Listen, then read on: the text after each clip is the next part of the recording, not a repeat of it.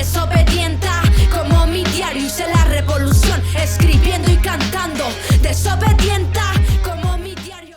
Hola a todas, a todos, muy buenas tardes, bienvenidas, bienvenidos a Desobedientas en esta primera temporada Sorori Rap. Estamos muy contentas por la invitada que tenemos el día de hoy. Es Karina Cabrera, es una periodista comunicóloga que ha hecho cosas muy chidas por las mujeres artistas, por las mujeres músicas de todo México. Ella creó Sonoridad, que es un espacio en el que difunde y comparte el diferente trabajo que hacemos las mujeres en México y en diferentes espacios también. También es creadora del primer estudio sobre brecha de género en festivales mexicanos. Así que, bueno, sin más preámbulo, querida Karina, muchas gracias por estar aquí. No, muchísimas gracias por la invitación. Un gusto venir a compartir esto que estoy realizando con quienes pues lo están realizando, porque en realidad yo estoy viendo desde afuera. Así es. No, pues muchas gracias. Vamos a hablar de distintos temas. En esta primera temporada justo fuimos explorando en las experiencias de las compañeras que son raperas, que se dedican a esto, en sus anécdotas también, en estas guías que también nos estuvieron compartiendo, pero necesitábamos esta mirada de fuera también. Necesitábamos, le decía hace un momento, esta mirada omnipotente porque sentimos que Karina está ahí en cualquier momento, entonces que está viendo, que sabe este trabajo que se está haciendo.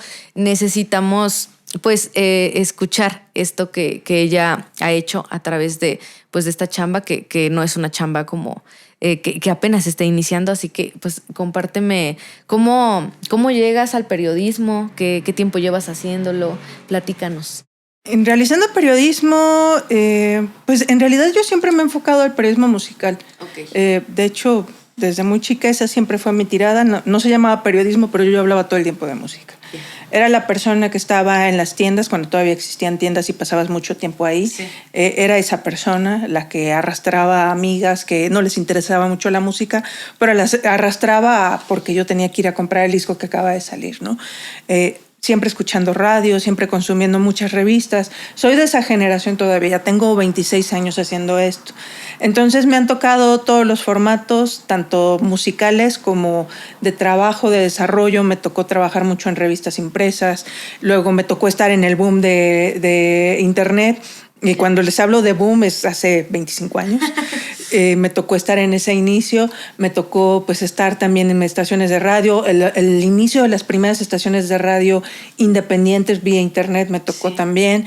Me ha tocado desarrollar muchos espacios independientes, pero siempre me tocó estar dentro de una industria que en realidad no nos observaba mucho, ¿no? Porque esto me cuenta a mí como mujer, no tener esa representación.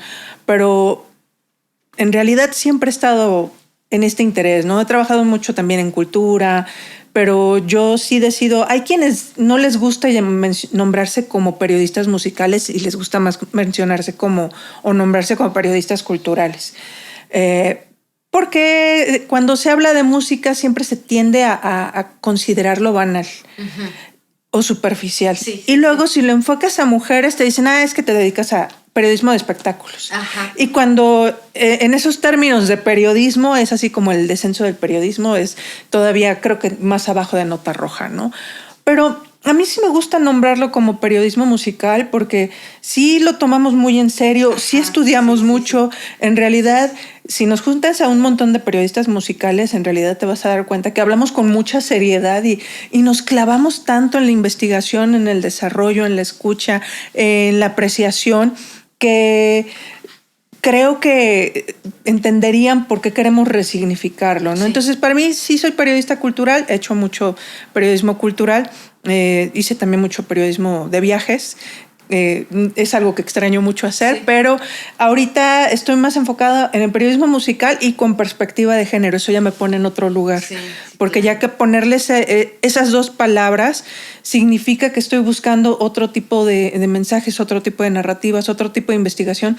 Y prácticamente es como volver a empezar, sí. Porque justo a mí eso es lo que me lleva, ¿no? Llevo mucho tiempo estudiando sobre música, pero en realidad siempre estuve entendiendo la de otra visión, ¿no? Este doble vínculo que generamos las mujeres respecto a la historia, en general la historia universal, que es la universalidad masculina, sí. Y luego cuando empiezas a buscar y escarbar tu historia en diversas áreas, en todas las áreas siempre, pues todo es sorpresa, ¿no? Y todo es, yo llevo varios años haciendo este ejercicio. Sonoridad es algo que se conoce más recientemente, pero prácticamente desde el inicio de mi trayectoria estuve siempre buscando a las mujeres en la música, pero no me dejaban hablar de ellas. Okay. Y entonces, pues así es como muchas cosas se tienen que romper y me tengo que salir para empezar a hablar de las mujeres en la música. ¿Puedes contarnos más de eso? Como en qué momento le das esta perspectiva de género, esta perspectiva de las mujeres a tu trabajo? O sea, como entiendo que ahorita trabajas al 100 esta posición. Entonces, ¿en qué momento pasa? Es muy difícil porque cuando estás en estos espacios de desarrollo, porque yo les diré que, o sea, yo sí llegué a los espacios más altos donde supuestamente tenía poder, pero no podía lograr meter a las mujeres en la agenda. Uh-huh.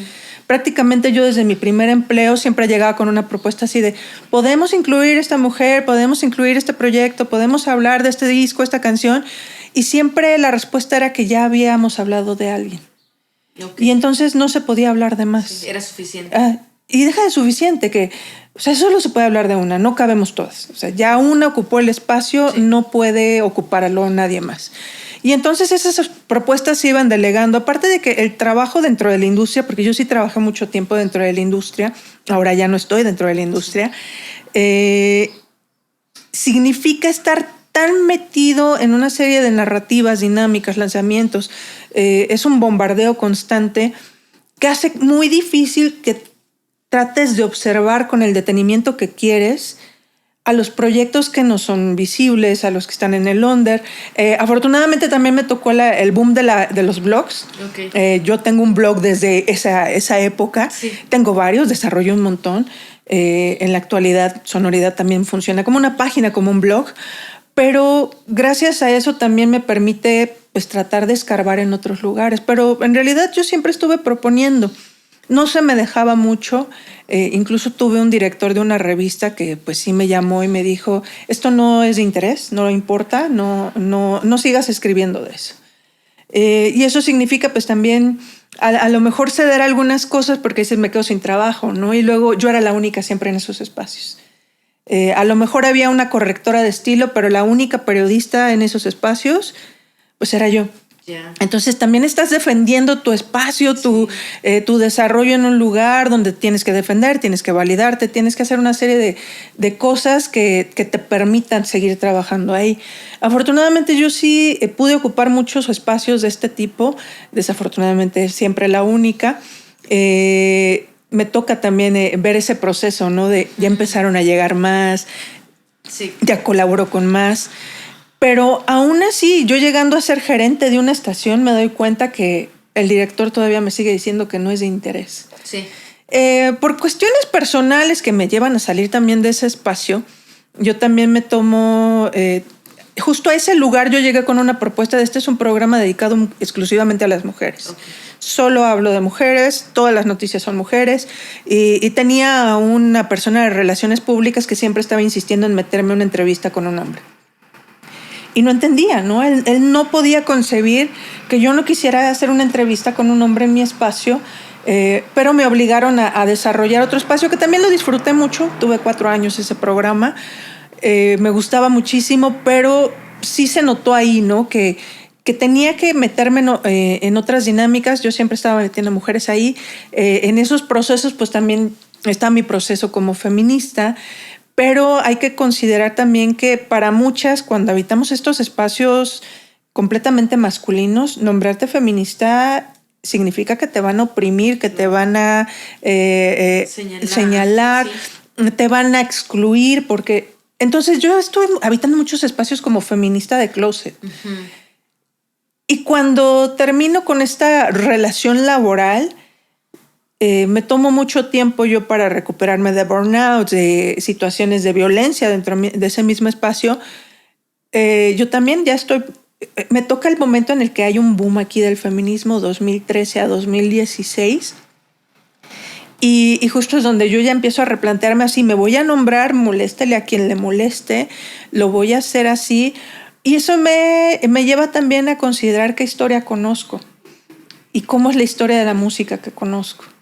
Y pues con esta perspectiva, pues yo a todos lados iba y preguntaba, ¿no? Porque siempre me meto a cursos para seguir aprendiendo de música, todos los géneros, todas las tendencias y todo lo que se pueda desarrollar. Y pues empecé a volverme la persona súper incómoda que siempre preguntaba, ¿y aquí dónde están las mujeres? Me cansé de pagar estos cursos y dije, bueno, vamos a hacerlo de forma autodidacta, así como lo hice cuando tenía 15 años, aprendiendo de libros y todo. Entonces empecé a aprender otra vez la historia de las mujeres en la música, hasta que llegó el momento en el que en realidad sí puedo escuchar todo el tiempo mujeres. No hay algo que me lo impida, porque aparte estamos en un momento bien importante en coyuntura de acceso que permite que si escuches todo el tiempo a mujeres.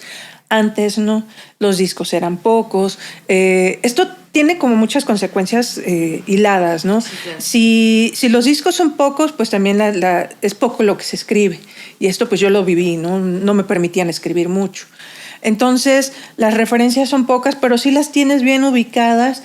Pero ahora, gracias a pues, estos accesos a tantas cosas, pues sí puedes hacer ciclos de cine completos de mujeres en la música. Yo hago ciclos de cine de este tipo.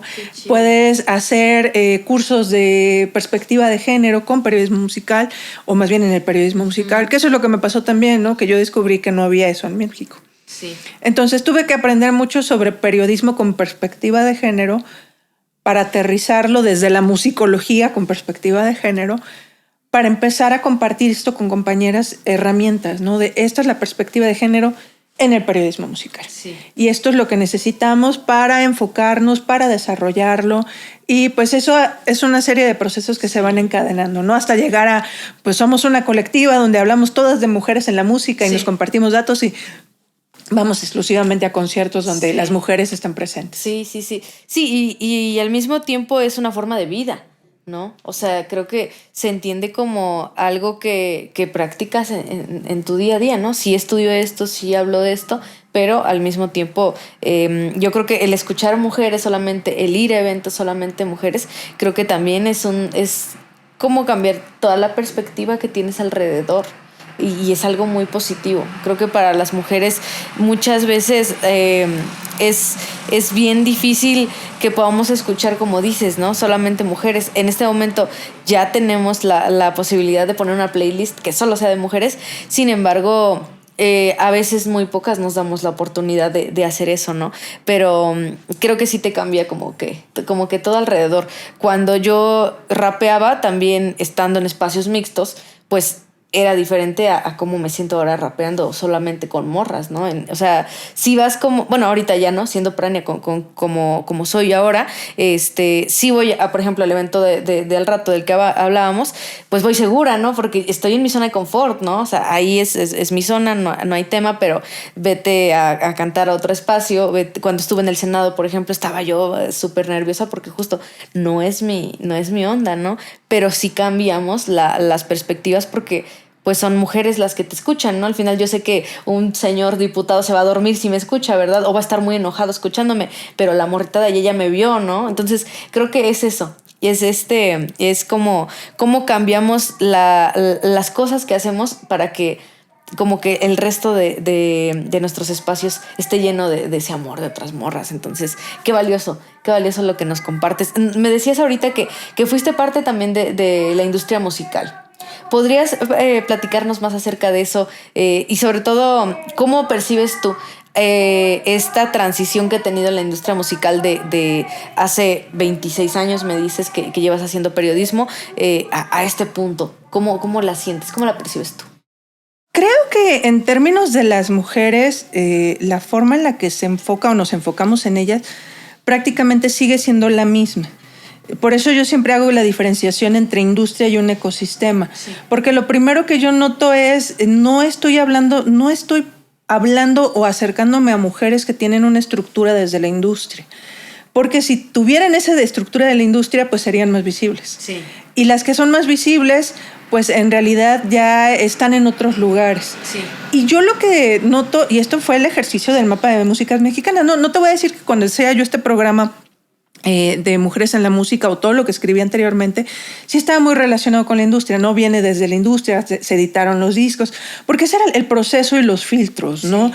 No es lo mismo grabar en la actualidad o tener las herramientas para grabar en este momento a las que existían hace 26 años, que a lo mejor sí lo podías hacer de la forma más punk, porque yo eso era lo que programaba en mi espacio, ¿no? Eran muchas bandas de punk, eran muchas bandas de garage, de rock, unas cuantas de jazz, pero todo lo que venía desde la industria pues tenía toda esa serie de filtros, ¿no? Tuvieron que ser aprobadas, desarrolladas, con una inversión que luego pues obviamente les cobraron mucho más caro, ¿no? Y en la actualidad el estar hablando de este ecosistema es porque están rompiendo la industria. Okay. En el momento en el que ya no te necesito o a ti disquera o estación de radio o lo que sea aparato de la industria para que mi música llegue a un lugar y llegue a un público, rompe absolutamente todo. Y eso es lo que a mí me permite desarrollar mi proyecto. Yo no podría desarrollarlo como con las herramientas que tenía hace 26 años o hace 20 o incluso hace 15. Sí. Porque no había el acceso o la localización inmediata. Redes sociales a mí me han permitido ubicarlas a todas, ¿no? Es decirles que tengo ahorita con lo que hicimos la jornada de jazz, son más de 600 proyectos, pero yo en realidad tengo conciencia de que estoy siguiendo más de 2,000. Sí. Que no puedo todavía darles el registro porque es demasiado, pero me doy cuenta que afuera de todos esos espacios, que podrían ser incluso los foros, las estaciones de radio, los medios de comunicación, obviamente los festivales, porque todo es una cadena, ¿no? Sí. Una cadena de difusión, una cadena de distribución, una cadena de promoción. Y lo que yo me doy cuenta con todos estos proyectos, y por eso me emociona tanto ir a los espacios, porque yo no me trago esta idea, porque siempre me decían, no, es que nada más hay una. Pues siempre te quedas así de, ¿cómo que nada más hay una? O sea, si yo veo a tantas mujeres a mi alrededor, no cabe la idea de que sí, no puede ser. Solo hayan una, ¿no? Y casi siempre lo que nos dice la industria es que las mujeres no están presentes o porque no existen o porque hacen poco o porque no tienen calidad. Y lo que te das cuenta es que esa industria pues, ha diseñado y desarrollado esos filtros para no permitir que las escuchemos. El hecho de que ahorita tengamos tantas plataformas, la que tú quieras, o sea, puede ser desde SoundCloud hasta Bandcamp, hasta YouTube o hasta las que ya conocemos que explotan a las artistas, ¿no? O a todo el talento musical en general. El hecho de que todas puedan distribuir su música y que puedan compartirte un link y tú lo puedas escuchar, porque esto tampoco existía antes, sí, ¿no? Claro. O comprabas el disco o comprabas el disco. O quemabas el disco, porque también me tocó también esa época. O grababas el cassette para alguien. Pero en realidad era como una distribución mucho más cercana, todo a través de una industria. Sí había sellos independientes, sí había grabaciones independientes, sí teníamos el acceso a muchos demos, pero era más difícil, ¿no? No es como que ahora lances una canción, compartas el link y a quien le llegue lo va a escuchar. Y puede llegar a mucha gente o puede no llegar a gente, ¿no? Entonces, esta industria que todavía sigue neceando mucho en que no hay muchas, porque justo la razón por la que yo empiezo a desarrollar listas de todo lo que se lanzó es porque una persona dentro de la industria dice es que no es necesaria que tengamos una ley que ampare la presencia de las mujeres en festivales, porque no hay muchas, porque nuestros registros dicen que no hay. Y yo a mí sí me resonó mucho, ¿no? Yo estaba en esa conferencia y veía yo, tengo una lista de 40 discos este año. Yo ya estoy cerrando con más de 200 discos, ¿no? Ahorita ya tengo 30, en lo que va del 2025. Sí. Entonces, era hacer estas preguntas y responderlas no a partir de la industria. La industria dice que no existen, pero yo tengo evidencias de que sí existen. No tengo evidencias de existencia. Tengo muchos sencillos. Tengo una agenda de más de 20 eventos a la semana. Tengo las posibilidades de comprobar que sí están tocando mucho y están haciendo muchos espacios desde la independencia, desde la autogestión, la toma del espacio público. Están tomando lugares muy diferentes, ¿no? O sea, hasta panaderías. A mí me encanta que las panaderías incluso ya sean espacios también donde se genere la música. Entonces, todo eso que la industria trata de focalizar y crear como un plan de medios en general, no está observando esto. Y esto se repite en todos los géneros musicales, ¿no? No es uno en específico, sino en todos los géneros musicales. Y entonces este ecosistema que a mí me mantiene súper entretenida, así, imagínense, llevo 5 años haciéndolo y no me he aburrido y todo el tiempo así, ya surgió algo. Lo que a mí me preocupa ahora es no tener tiempo para desarrollar todo lo que quisiera desarrollar, porque siempre hay muchas historias, sigo siendo periodista, hago mucho periodismo de datos en la actualidad, porque recopilar evidencia significa eso, puros datos, ¿no? Pero los datos me dan historias y entonces yo ya quiero darle seguimiento a las historias y entonces quiero hacer entrevistas y entonces quiero platicar y quiero hacer coberturas. No me da el tiempo, pero se hace lo que se puede con el tiempo que se puede y creo que para mí sí fue transformador. Me encantaba lo que decías porque empiezas a escuchar muchas mujeres en la música, pero para mí fue transformador porque todos estos espacios a los que voy, encontrarme a tantas morras y a veces ser como la más grande de todas, pero tener el privilegio siempre de estar en primera fila, a mí me parece fabuloso. Sí. Me parece fabuloso siempre encontrarme amigas, tener más círculos de amigas que en otra época de mi existencia. El siempre tener una canción nueva que para emocionarme todos los días, un disco nuevo. ¿Quién tiene 30 discos para escuchar en lo que va del año, ¿no? Y obsesionarte con esos discos y escucharlos con toda la emoción. Porque la parte importante de no solo escucharnos es escucharme. Todo ese tiempo que yo estuve haciendo periodismo musical nunca me identifiqué, pero no me identifiqué como mujer. Claro. Puede que me emocione el contexto, me emocione la música, me emocione lo que se realice. Sí. Fui muy obsesiva de muchos proyectos. Pero aún así, a lo mejor me identificaba con los que hablaban de rareza, ¿no? Sí. O de ser singular o algo por el estilo. Pero nunca encontré en ese ámbito masculino pues algo que hablara de mí. Sí, claro. Y ahora que llego a todos estos proyectos siempre encuentro algo que me conecta, siempre encuentro algo que habla de mi realidad o de la realidad de las que me rodean o de algo que me pasó o algo que me pasará o algo que necesito aprender todavía. Sí. Entonces eso pues es una conexión que me ha hecho moverme hacia otros lugares como periodista. Porque ya tampoco puedo realizar un periodismo como lo hacía anteriormente, porque ahora estoy muy ligada con muchas comunidades. Antes no me ligaba a esas comunidades o a esas escenas, porque también me repelía, ¿no? Sí. Como mujer y era muy difícil entrar, o si lograba entrar, pues siempre te trataban como si fueras la groupie, porque eso es lo que consideran a las periodistas que estamos en estos espacios. Y ahora no. O sea, me estoy involucrando mucho en las escenas así de cómo te apoyo, cómo le hago, qué necesitas, cómo realizamos para que pues esto crezca más. Entonces, a veces sí es como romper esa ética. No me gustaría romper la ética, no es precisamente la idea, pero sí lo que te enseñan de que tienes que mantener una distancia. Y para mí ahorita no es posible mantener una distancia. Me estoy involucrando con todas de forma muy, muy cercana que pues no puedo hacerlo.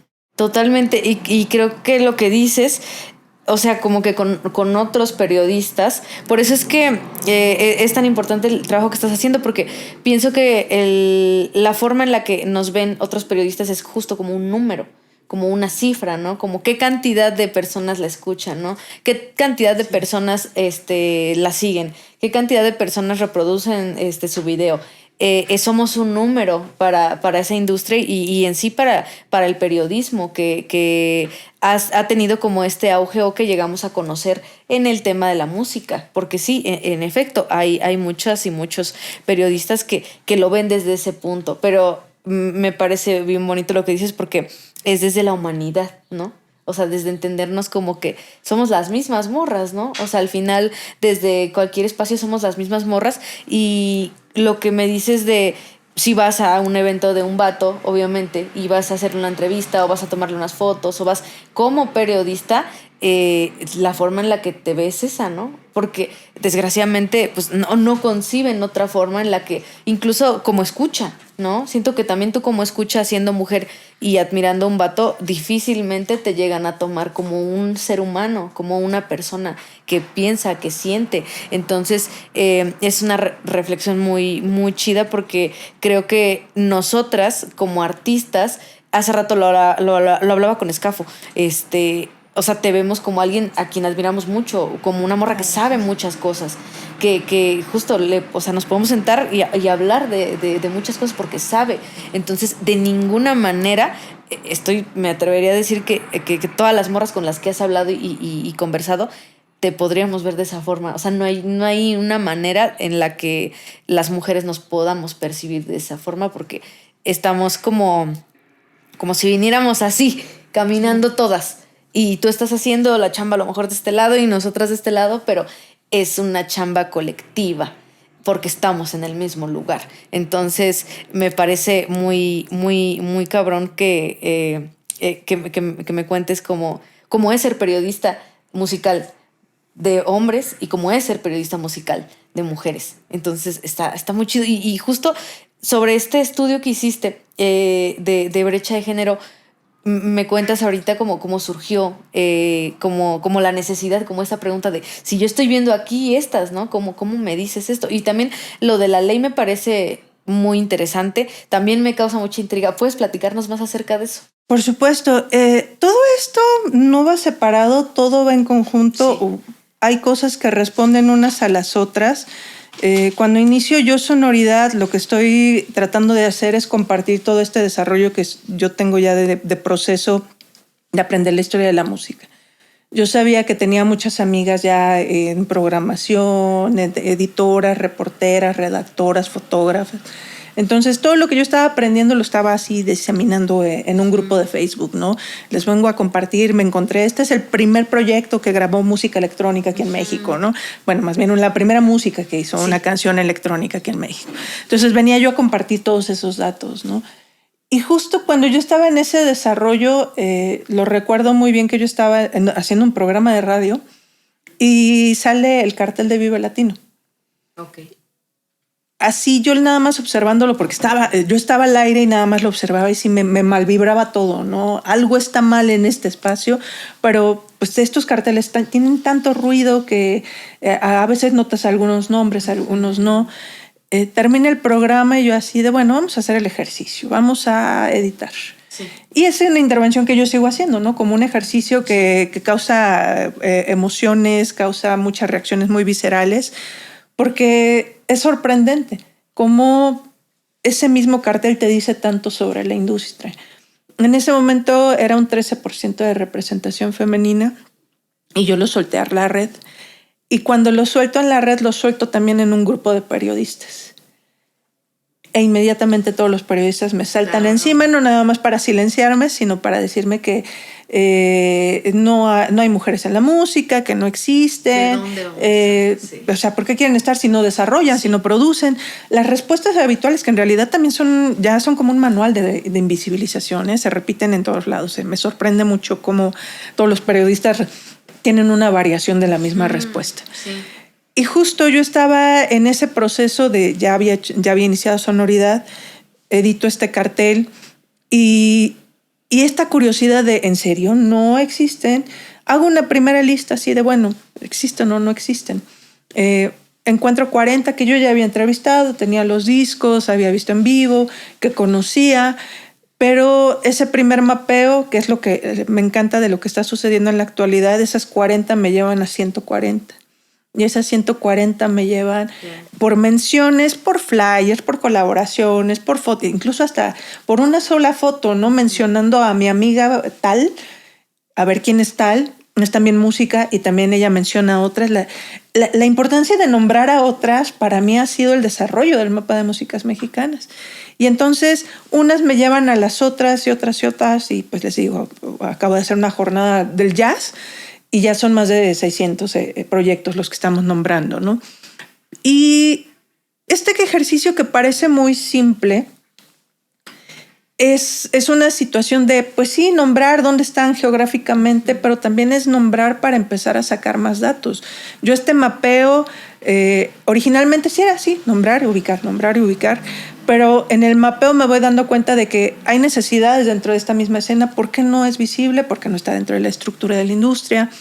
¿Por qué no podemos hablar desde otro lugar como industria, sino como sistema? Pues me lo responde el mapa con los datos.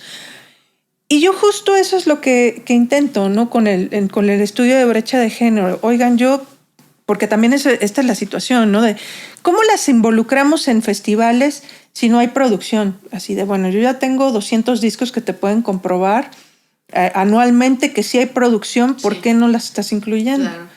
¿Cómo puedes seguir negándole la existencia si aquí hay 200 discos? Porque aparte hasta me dicen, ¿pero en serio 200 discos? ¿Discos? Pues sí, o sea, hay gente que sí saca discos. Y también hay muchos sencillos, ¿no? Si te gustan los sencillos, pues hay más de 1000 sencillos anualmente. Y justo esto es a lo que responde el mapa, ¿no? Yo sé que muchos me identifican por el estudio porque pues, causa mucho enojo, mucha furia, mucha molestia. Ver carteles 0% en 2025. Crees que no debería ser, pero sí, hay festivales que siguen siendo 0% o que tienen una sola mujer en el cartel con la idea de simular inclusión, ¿no? Sí hay una mujer, o sea, creamos un espacio para una mujer, ¿no? Y esta es la situación, ¿no?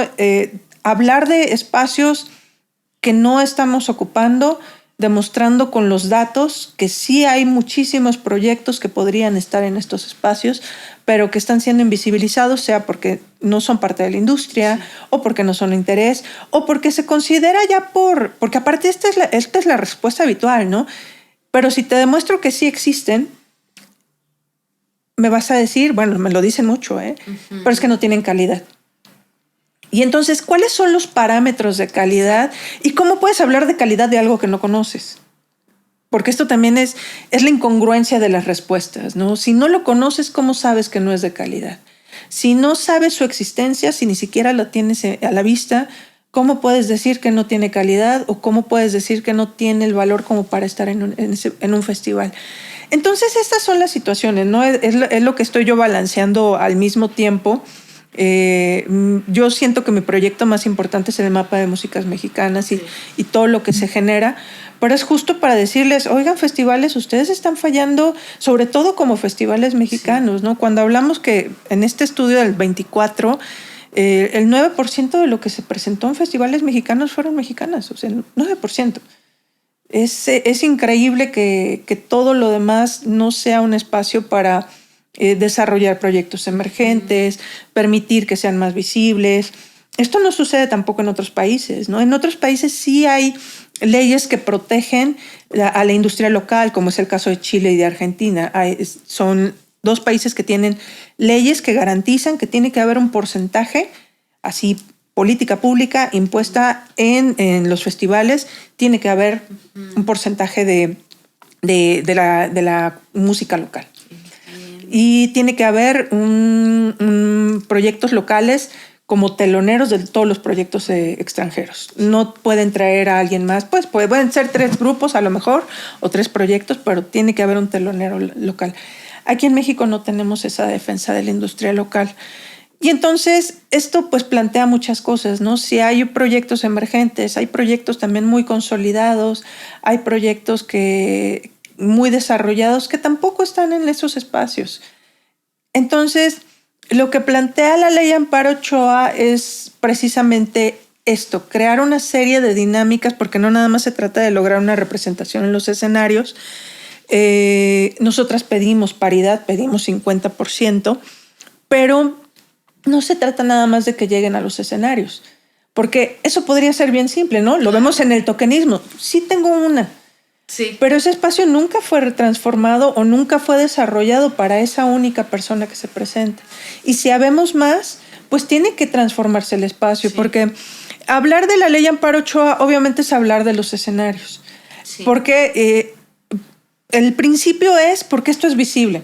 O sea, yo trabajo con carteles porque es lo indiscutible. No me puedes discutir que no es cierto lo que estás viendo porque es tu propio cartel, aunque sí lo discuten. Si hay quienes todavía tienen el descaro de discutir, no me digas que soy excluyente, pues, pero aquí dice tu cartel que no incluyes a nadie, ¿no?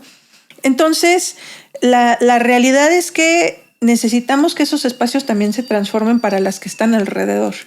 No nada más son las que ocupan el escenario, sino también las que están trabajando detrás, las que están trabajando alrededor de las bandas, incluso las que trabajamos alrededor de la industria, ¿no? Yo como periodista no estoy considerada todavía en la ley Amparo Ochoa, pero estoy consciente de que esto en algún momento también me va a amparar, me va a cuidar, me va a proteger y va a desarrollar espacios que ya lo hemos logrado, ¿no? Con Ellas Resuenan.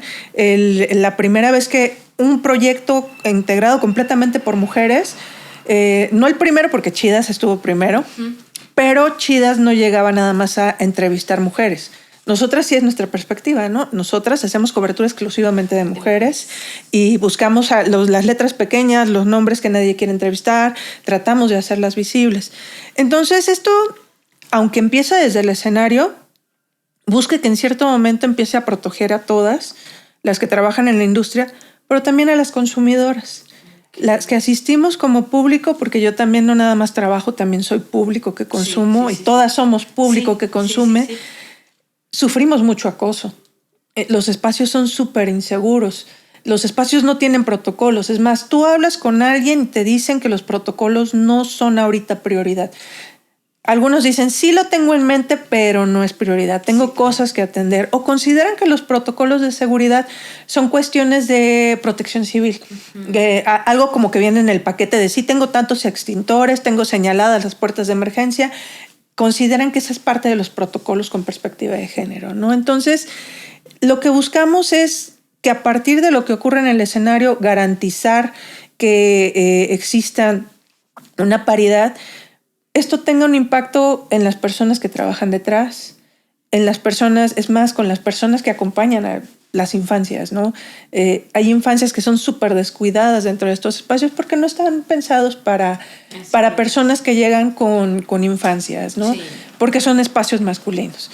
Esto puede ser a veces hasta cosas que dices, no es posible, ¿no? Hablando con ingenieras, lo que me comentan es que el baño de mujeres siempre queda muy lejos. Okay. Porque lo primero que se habilita son los baños de los hombres. Ya. ¿Por qué? Porque se cree que como todo el equipo son hombres, sí. Entonces pues habilitamos lo que quede cerca, sean los baños para hombres. Y entonces como mujer tienes que pasar por zonas bien oscuras, bien inseguras, caminar lejísimos para poder ir al baño.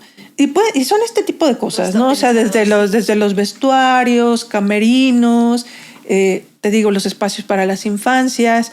Entonces, es tratar de dar una garantía que abarque o nos cobije a todas las que consumimos, trabajamos o estamos alrededor de la música. Sí, ok. Sí, totalmente. Creo que es como una especie de guía, porque ¿a quién más le vamos a preguntar sobre cómo podemos hacer eso, no? O sea, tiene que ser a las mujeres, ¿no? Y justo me gusta que son narrativas, ¿no? Que es entender a las morras desde las narrativas, ¿no? Desde específicamente qué vivimos nosotras, lo del baño. O sea, son cosas que tú dices, ¿cómo crees, no? Pero son ciertas. O sea, un baño, un espacio, llegar a los lugares y encontrarte con que te está acosando un vato, que te está acosando alguien que está sentado al lado de ti, alguien que, incluso el que viene al sonido, al artista también que está en el show. Entonces, son cuestiones que se tienen que nombrar y que son ciertas, ¿no? Que al final son parte de una industria que sigue teniendo espacios que no están pensados para las mujeres. Porque no hay mujeres. Porque no hay mujeres, porque no existen mujeres. Entonces está cabrón y qué importante es traer esto al centro. Y hablando del tema del rap, que es básicamente el tema central de este podcast, qué interesante ha sido conocer una perspectiva como general de todo lo que pasa en el país. Tú puedes platicarnos qué piensas acerca de la escena del rap, de los géneros urbanos aquí en el país, en México. Cuando empecé a hacer el mapa de músicas mexicanas, yo vengo del rock, vengo del punk, me emocionaba mucho la idea de voy a encontrar muchas de estas bandas. Obviamente sí encontré muchas, pero al empezar a trabajar feminismo de datos, lo primero que me arrojó el mapa es estoy registrando a muchas personas en música experimental y el número 1 es estoy registrando a muchas raperas. Sí.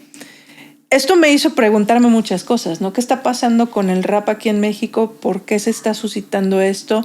Y pues fue con este ánimo así como periodista a acercarme a todas, ¿no? Así de que, ¿por qué está pasando esto? ¿Qué están desarrollando? ¿Cómo lo están desarrollando?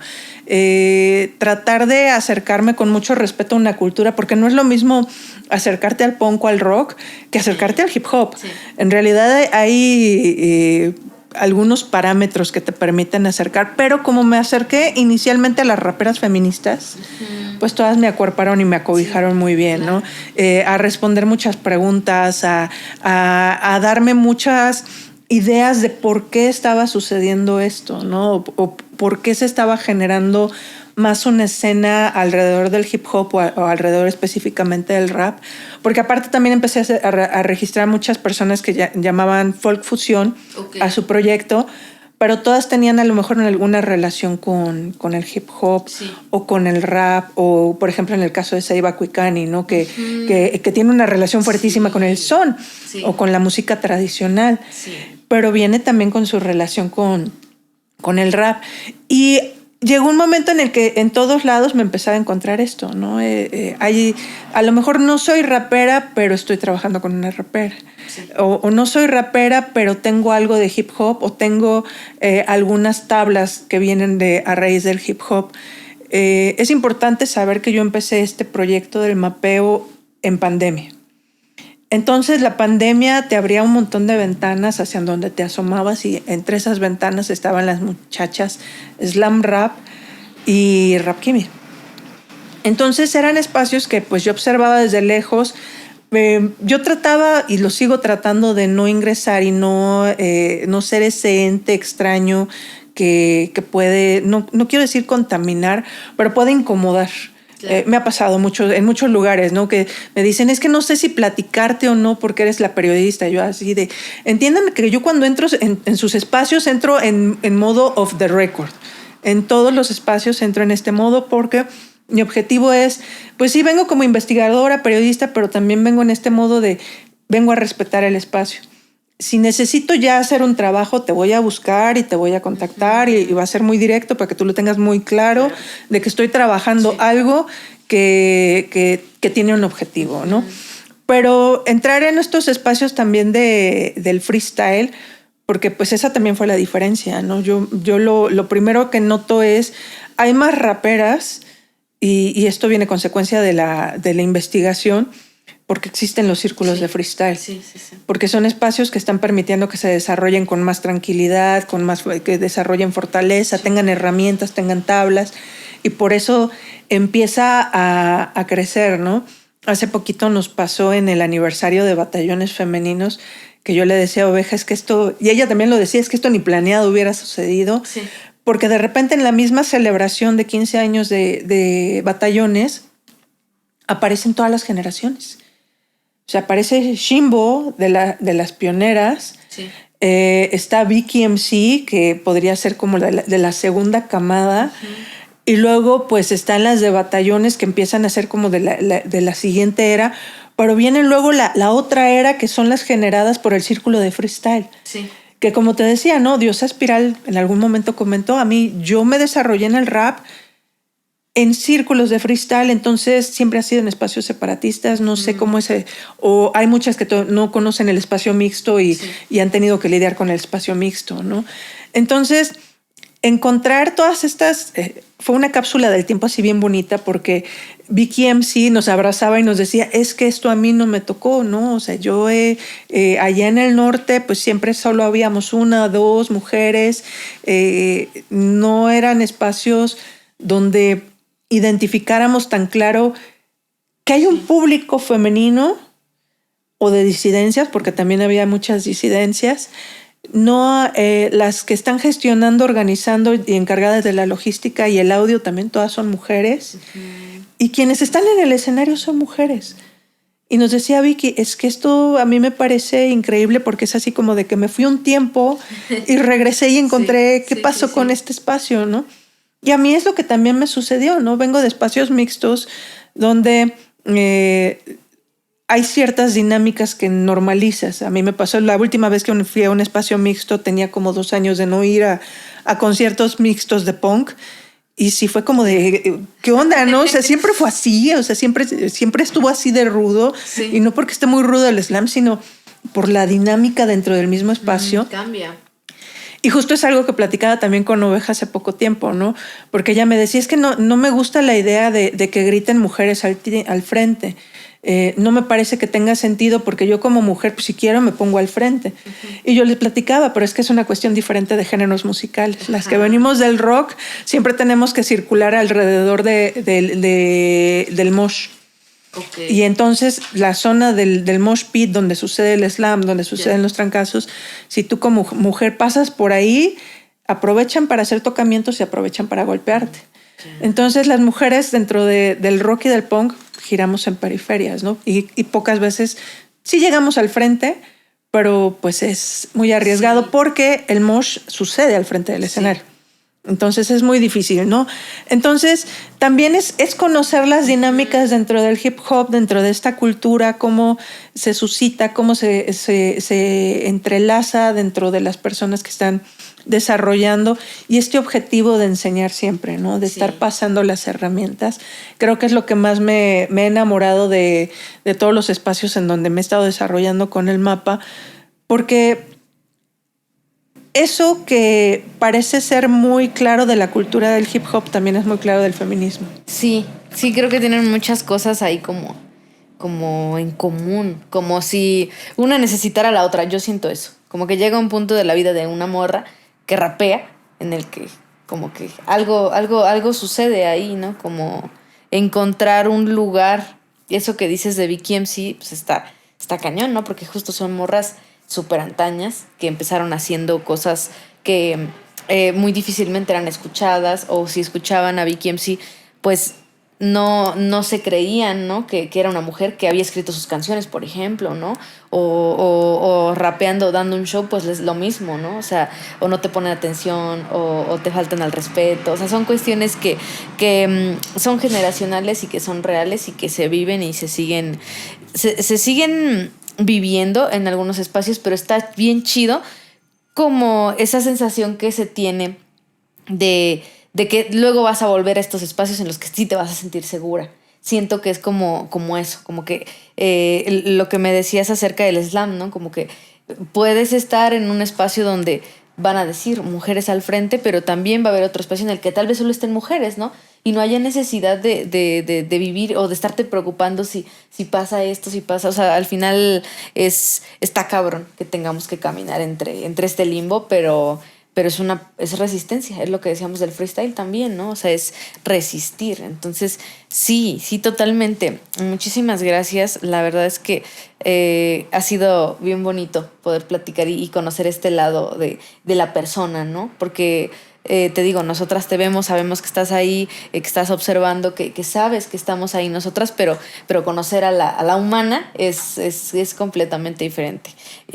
Pues cerrando un poquito la entrevista, ¿me puedes compartir a lo mejor esos proyectos de rap de mujeres que te gustan, que te llamen la atención? Contarme por qué te gustan estos proyectos. De los primeros que siempre menciono es La Cuervo, una de las primeras entrevistas ya que hice, porque sí entrevisté muchos raperos y muchas raperas anteriormente, pero ya en esta etapa de con nuevas herramientas, con nuevas formas de acercarme, con nuevas formas de preguntar, ya no tanto como entrevistas, sino hacer conversas. La Cuervo fue la primera que tuve esa conversación. Ella acababa de lanzar su álbum debut y en el desarrollo, porque aparte esto te enreda con comunidades, ¿no? Conocer a La Cuervo, pues fue a través de otros proyectos que yo participaba como mujeres, como Radio Cósmica. La Radio Cósmica me llevó a Panchita Peligro me llevó a La Cuervo me llevó pues a otro aspecto, todo un mundo enorme, ¿no? Sí. Y siempre ha sido como encadenado. Riel Venus también es de esta argentina asentada aquí en México, pero haciendo incidencia súper fuerte. Me parece súper potente lo que realiza, al igual que Sofía Cogua, pero ya en este combo también con Sigua Cuatl. Me parece importantísimo lo que realizan, el posicionamiento de cómo llevar sus vidas y sus experiencias. Se transforma los espacios donde se desarrollan, y ellas vienen también del círculo de freestyle, ¿no? De los que realizaba batallones femeninos. Me gusta mucho Sombra de Puebla. Sí. Es alguien a quien también no he tenido la oportunidad de entrevistarla, pero es a quien siempre tienes ganas, ¿no? De con quién platicar. Me gusta también mucho Bebe Carmen. Esto también me lleva a replantear. Hay quienes tienen esta diferenciación, ¿no? De lo que podría ser el rap y el trap y lo que está más cercano también a lo mejor con el rhythm and blues y el reggaetón. Sí. Pero como yo sí me doy esa libertad de moverme en todos los espacios, entonces ahí hay quienes sí me gusta observarlas desde ese lugar, lo que están realizando y cómo lo están realizando y cómo empiezan a incidir en estas dinámicas. Y es que te podría nombrar muchas. Claro. Yo siempre, en realidad, cuando platico del mapa de músicas mexicanas, siento que le fallo a todo el mundo cuando no nombro, porque sí hay muchísima música, hay muchos lanzamientos, hay cosas increíbles que se están realizando, y sobre todo es observar también la evolución de lo que están contando y cómo lo están contando. Creo que es muy importante hablar de que las mujeres en el rap están súper presentes en marzo. Son las voces más potentes en el mes de marzo. Sus canciones son las que más coreamos, más sabemos, las que más aparecen en las listas. Y tiene que ver con la narrativa y el enfoque obligado por el mismo rap, ¿no? Las mismas herramientas del rap. Dicen, tiene que ser de la experiencia, y cuando lo pones en la experiencia femenina, feminista, creo que también cambia. Entonces, son muchas personas que estás observando y que estás con las que estás conviviendo, que van desarrollando. A mí La Cuerva es de las que más me gusta porque siento que es bien diversa. Okay. No es como que su música sea... no es que haya encontrado un estilo y ya lo esté repitiendo, sino que dice, bueno, también puedo hacer tango, y también puedo hacer trap, y también puedo hacer algo súper atascado, pero también puedo hacer spoken word. Entonces, en un solo disco decide realizarlo, ¿no?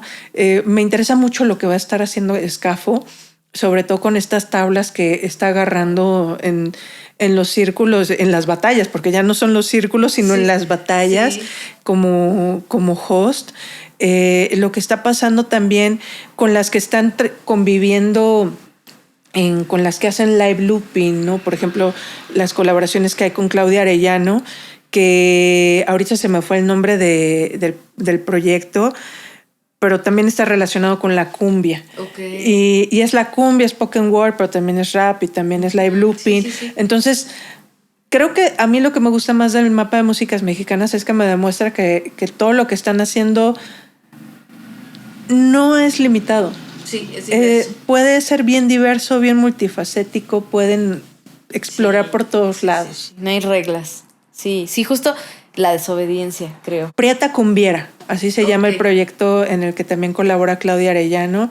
Y yo sí las vi y es así como de, ¿qué onda? Es lo más reciente que vi en vivo, que no tienen música todavía en plataformas, pero sí fue explosión de quiero más, necesito más. Sí. Okay. No, pues muchas gracias por compartirnos. Ahí lo vamos a escuchar, lo tendremos muy presente. Muchas gracias, querida Karina.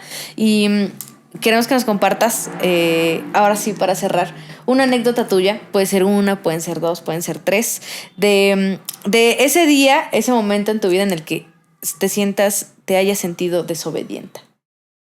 Híjole, uno en particular creo que pues siempre. O sea, yo en el momento en el que decidí estudiar comunicación, ciencias de la comunicación, fue una desobediencia total hacia mi familia y sobre todo con el enfoque que yo quise darle. No quiero hablar de música.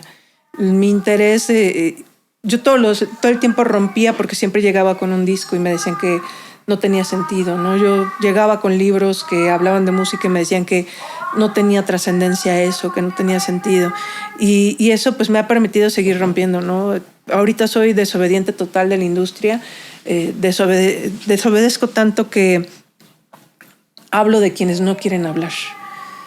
Y constantemente estoy cuestionando, ¿no? Ya soy la persona tan molesta para muchas personas que por lo regular a fin de año, cuando me comparten sus listas de esto es lo que escuché, y que siempre que las veo les digo, pero no escuchaste mujeres, ya no me mandan listas. O sea, ya ha sido ese grado de eres tan incómoda que a lo mejor ya no te vamos a preguntar porque nos vas a cuestionar. Sí. Entonces la desobediencia no creo que nada más sea un momento, sino que más bien es la conjunción de muchos momentos que pues se siguen encadenando respecto a lo que hago y cómo lo hago. Muchísimas gracias, querida Karina. Ha sido una entrevista muy, creo que con muchas cosas, con mucha información. Te decía, necesitábamos ver esta mirada de afuera, ¿no? Cómo se entiende lo que estamos viviendo las mujeres que resistimos desde el rap. Te agradezco mucho el haber venido, te agradezco mucho que nos compartas tus saberes, que yo sé que son experiencias que te han costado muchísimo, y sobre todo agradecemos que, lo digo a nombre mío y seguramente el nombre de muchas compañeras, la virtud de saberte investigando, de saberte conociendo en nosotras, de saber que estás ahí, ¿no? Que si sacamos una canción nos hace sentir que importa, ¿no? Que es necesario y que somos necesarias en esta feroz industria de la música. Te agradezco mucho, querida. Muchísimas gracias, ¿no? Pues por la atención, la invitación y pues también la atención a mi trabajo. Créeme que es recíproco. No nada más yo las veo, ustedes también me ven, y me llena muchísimo saber que está funcionando de alguna manera y estoy sumando, porque no lo estoy haciendo sola. Esto, como dijiste, pues vamos todas en conjunto y todas vamos sumando y a ver cómo lo hacemos en conjunto. Sí. Son procesos colectivos. Pues muchísimas gracias. Gracias a todas y todos los que nos ven. Estamos cerrando este capítulo, Desobedientas, y pues yo soy Prani Esponda, así que bueno, espero verlas y verlos en el próximo capítulo.